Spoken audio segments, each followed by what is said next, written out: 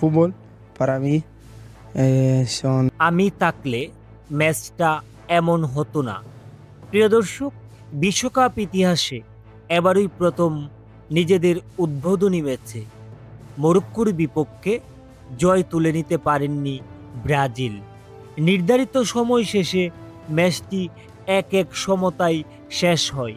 ফলে 1 পয়েন্ট নিয়েই মাঠ ছাড়তে হয়েছে 5 বারের বিশ্ব চ্যাম্পিয়নদের।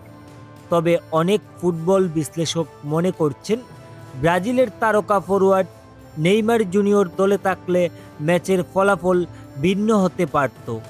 এদিকে ম্যাচ শেষে সংবাদ সম্মেলনে নিজের প্রতিক্রিয়া জানিয়েছেন নেইমার জুনিয়র।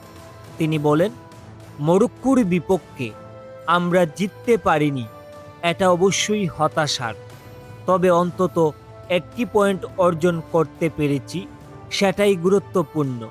পুরনো চোটের কারণে এই ম্যাচে খেলতে পারিনি, তবে আশা করছি পরবর্তী ম্যাচে থেকেই আমি দলের সঙ্গে মাঠে নামতে পারবো।